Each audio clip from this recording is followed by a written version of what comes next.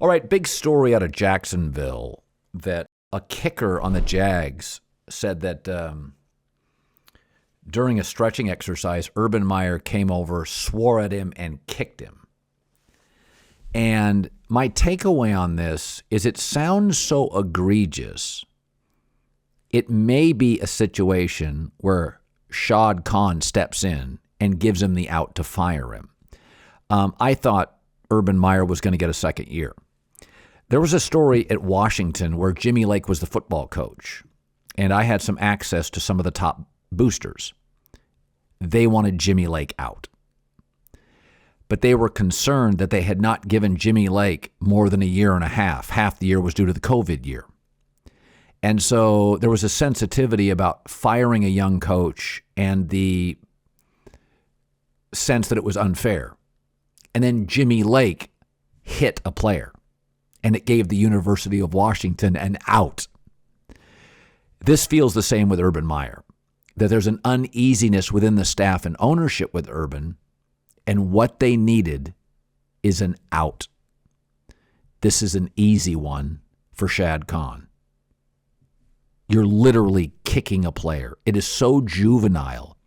It is so retrograde. It is so humiliating. It is so wrong that it may give the Jaguars owner a do-over. Because I do think he was going to give Urban the year. And I do think he was going to give Urban the right to make some changes to his coordinators. But sometimes you get lucky. And remember, owners in the NFL are different than 20 years ago because of tech and the money now that is created virtually overnight for billionaires. I mean, billionaires quadrupled their wealth in the last 2 years with the COVID and the pandemic. That writing a $50, $60 million check, you didn't do that 20 years ago as an owner. You gave a guy an extra year. But owners now are worth $12 billion, $18 billion, $30 billion. These are rounding errors. I just think if that story is true on Urban Meyer, it gives Shad Khan an absolute out, a physical altercation that's so inappropriate, like Jimmy Lake at Washington, nobody is going to dispute the firing. And the coach himself will have no real leg to stand on. That was not a pun, although it sounded like one. You know I love college football, and I think more than any host of a radio or TV show in America that does sports, I'm Mr. Pro Mobility. I've moved several times. I am for mobility. I'm for the empowerment of young athletes. Here at The Volume, I employ Bryce Young.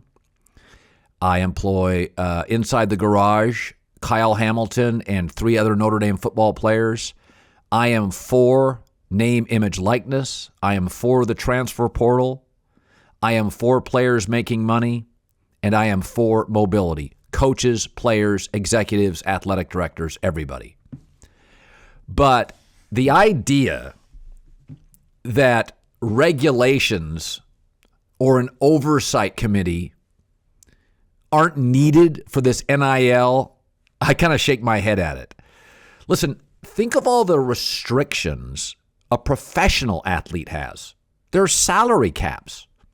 By the way, Aaron Rodgers or any quarterback, if their owner owned a car dealership, would not be allowed to be given a car by the owner or equity of the franchise. You would have to count it if you did against their salary. Remember Tony Romo a few years ago? He had limitations. He wanted to go and do a convention, a fantasy football convention in Vegas. The league said no. There are restrictions on pornography by players. Can't do a porno ad, can't do an ammo ad.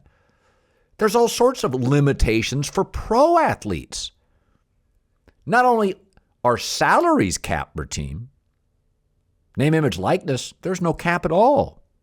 For pro athletes, there is. There's also mobility limitations for pro athletes. No NBA player has a no-trade clause, even LeBron or Kevin Durant. They can be traded at any time to any team. By the way, only 7 to 8 NFL players have no trade clauses. What do they all have in common? None of them are young players. Right? Right now, college players have more mobility than professional athletes and fewer restrictions than professional athletes. No, they're not going to make as much money because they're kids. But let's not go crazy here. Watch cryptocurrency in America. You don't want to go 0 to 100, right? The Fed, banks, right? It's a process. They're going to eventually regulate cryptocurrency. I'm for cryptocurrency. I don't really understand it. But eventually you'll be able to buy houses and cars and all sorts of things, airline tickets with cryptocurrency. But you want a speedometer on it, right? Not only to protect you from unscrupulous people in the industry, but perhaps to protect you from yourself. Regulation, oversight. Wall Street has it. Silicon Valley has it. I'm in radio, television. Certain things I can say. Certain advertisers I can't have. So right now, a college football player, a college basketball player, has more mobility than a pro athlete and less restrictions financially than a pro athlete. Now, they're not going to make what a pro athlete makes because they don't drive the revenue. And this is something that's very important. I hear this a lot. Well, Brian Kelly can go anywhere he wants and make a lot of money. Well, the players can go anywhere they want and they can make lots of money too. But Brian Kelly is more important than a Notre Dame football player. Nick Saban is more important than Bryce Young. Mike Krzyzewski's more important than Zion because they're responsible for the brand and the brand of Duke basketball and the brand of Notre Dame football and the brand of Alabama football. These are billion-dollar brands. And the coach is the CEO of that brand. There's also a word that's very important when it comes to income called scarcity. There are probably only 12 to 15 great college football coaches. Brian Kelly, Nick Saban, Dabo Swinney. Scarcity equals leverage, power, and money. There's not just 15 great college football players. In fact, there's 300 great high school players that come into college football every year. Half the NFL is undrafted. There is a sea of tremendous football players in America. Most are overwhelmingly replaceable. Nick Saban's really not. Clemson was invisible for 25 years. Dabo Swinney is not. When you look at money being paid to players and coaches, be very careful. Scarcity drives revenue and income. There's just not that many great coaches. There's tremendous quality of players everywhere. Nick Saban's won what? 7 national titles? Hasn't he done it with 7 different quarterbacks? I think sometimes young people in the media are now so pro-player because they're probably of the same age or generation as the player that sometimes they just are either naive or forget that time equals leverage, equity equals leverage. Regulation is not a bad word. Regulation equals protection. And I think college football, what a shock, and the NCAA were caught flat-footed with name, image, and likeness.